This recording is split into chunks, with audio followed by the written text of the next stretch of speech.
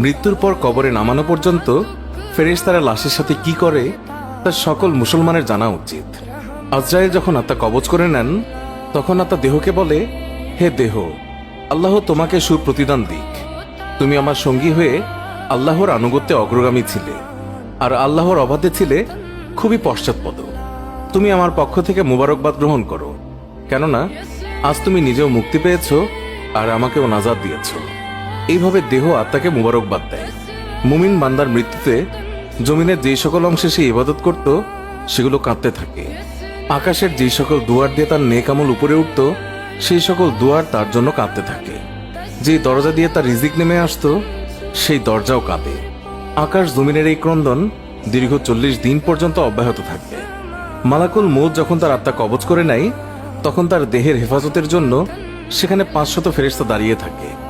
যদি কেউ তার লাশের পাশ ফিরাতে চায় তখন ফেরেশতারাও এই কাজে মানুষের সহযোগিতা করে। এমনকি কাফন পরিধান এবং সুগন্ধি মাখানের কাজেও ফেরেশতারা অংশ নেয়। লাশের সম্মানার্থে ফেরেশতারা 2 সারি করে ঘর থেকে কবর পর্যন্ত দাঁড়িয়ে যায়। জানাজা পর্যন্ত অতিক্রম করে তখন তারা অভ্যর্থনা জানায়, তার জন্য ক্ষমা প্রার্থনা করে। মুমিনের মর্যাদার এই অবস্থা দেখে ইবলিস এত জোরে চিৎকার করে ওঠে যে তার দেহের হাড়ের কোনো কোনো গ্রন্থির বন্ধন এই সময় ছিঁড়ে যায়। সে আক্ষেপের সাথে তার সঙ্গীদের বলতে থাকে, তোমাদের সর্বনাশ হোক, এই বান্দা তোমাদের ফাঁদ থেকে কিভাবে ফসকে গেল। ইবলিসের সঙ্গীরা বলে, এ নিষ্পাপ ছিল, তাই আমাদের ফাঁদে আটকায়নি। মালাকুল মউত যখন তার আত্মাকে নিয়ে আকাশে আরোহণ করে তখন হযরত জিবরাইল আলাইহিস সালাম 70,000 ফেরেশতা নিয়ে তাকে অভ্যর্থনা জানায়।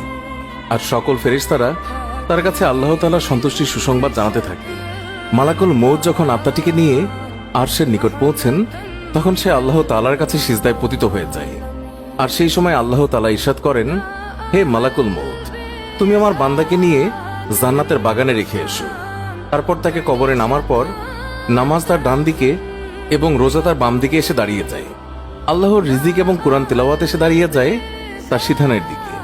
পায়ের দিকে দাঁড়িয়ে যায় জামাতের সাথে নামাজ পড়ার জন্য মসজিদের দিকে গমন। আর তার ধৈর্য কবরের এক কোনায় অবস্থান নেয়। এই সময় আল্লাহ তাআলা তার কবরে আযাবের একটি অংশ প্রেরণ করেন।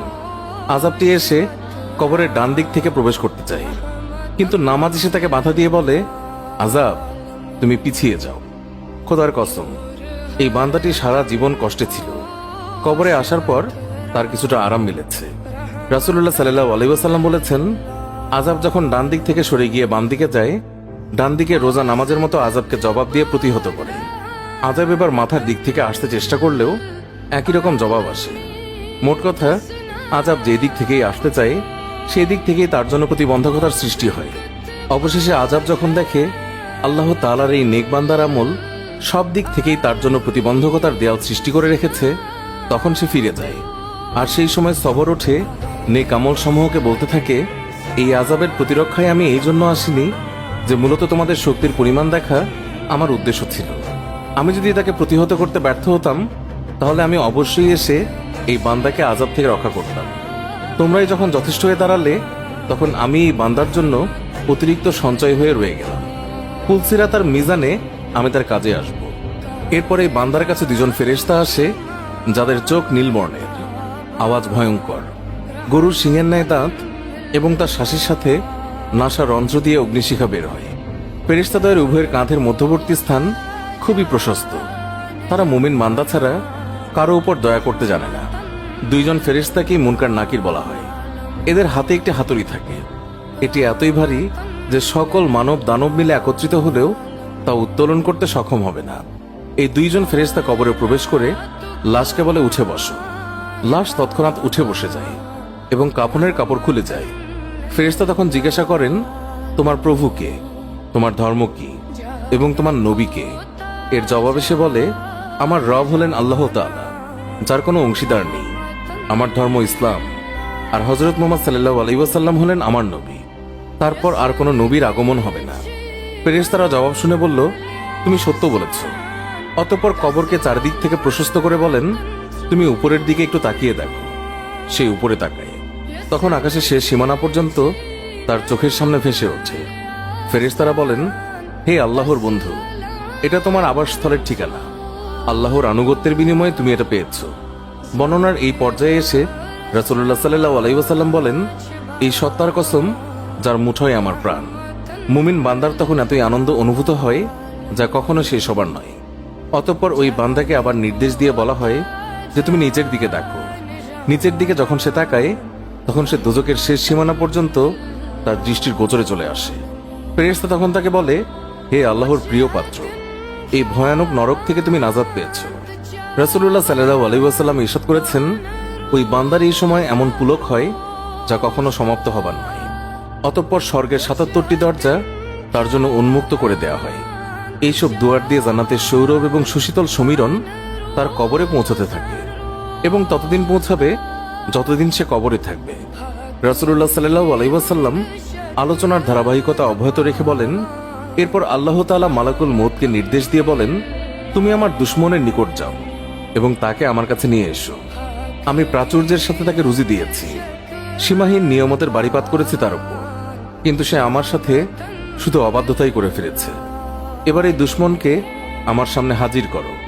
মালাকুল মউত আল্লাহর নির্দেশ পেয়ে এমন কদাকার বেশে ওই বান্দার নিকট আগমন করে যে কেউ কোনোদিন এমন ভয়ঙ্কর আকৃতি দেখেনি। তার 12টি চোখ থাকে, তার কাছে এমন একটি লৌহ শলাকা থাকে যা শাখা ও কাঁটা বিশিষ্ট। মালাকুল মউতের সাথে আরো 5 জন ফেরেশতা থাকে। এদের প্রত্যেকের সাথেই থাকে জাহান্নাম থেকে নিয়ে আসা আগুনের চাবুক। মালাকুল মউত অবাধ্য বান্দাকে চাবুক দিয়ে এমনভাবে আঘাত করে যে প্রতিটি কাঁটা তার সারা শরীরের দেহতন্ত্রের মূলে গিয়ে বিদ্ধ হয়ে যায়। অতঃপর সেটি পাকিয়ে টেনে বের করে এবং তার পায়ের নখের তলদেশ থেকে পর্যন্ত আত্মাকে বের করে নিয়ে আসে। তারপর সেই লৌহ শলাকাটি তার উভয়ের পায়ের গোড়ালিতে ঢুকিয়ে দেওয়া হয়। তখন আল্লাহর এই দুশমনের এতই কষ্ট হয় যে বেদনায় সে কাতরাতে থাকে। এমন সময় বাকি ফেরেশতারা তাদের হাতের চাবুক দিয়ে তার মুখমণ্ডল এবং পশ্চাৎ দেশে অনবরত প্রহার করতে থাকে। এই সময় তার আত্মাকে টেনে সারা দেহ থেকে গোড়ালিতে নিয়ে আসা হয়। শাস্তির এই পর্যায়ে শলাকাটি তার হাঁটুতে ফোটানো হয়। তখন সে বেদনায় ছটফট করতে থাকে। এমন সময় ফেরেশতারা আবার আগুনের চাবুক দিয়ে তার মুখ এবং নিতম্বে মারতে শুরু করে। হাঁটু থেকে শলাকাটি বের করে ঢুকানো হয় তার নিতম্ব দেশে, অতঃপর বুকে এবং সবশেষে কণ্ঠনালীতে, তারপর পূর্বের মতোই সেটিকে টেনে বের করা হয়। এরপর ফেরেশতারা জাহান্নাম থেকে সংগ্রহ করা অঙ্গার তার থুতনির নিচে বিছিয়ে দেয় এবং বলে, হে অপবিত্র আত্মা, তুমি বেরিয়ে এসো। তুমি থাকবে প্রখর বাষ্পে, উত্তপ্ত পানিতে এবং ধূম্রকুঞ্জের ছায়ায়, যা শীতল নয় এবং আরামদায়কও নয়। সূরা ওয়াকিয়া আয়াত 42 থেকে 44। মুসনাদে আবি ইয়ালা। আল্লাহ আমাকে এবং সবাইকে বুঝ দান করুন, আমিন। পোস্টটি ভালো লাগলে বন্ধুদের সাথে অবশ্যই শেয়ার করতে ভুলবেন না। ধন্যবাদ সবাইকে।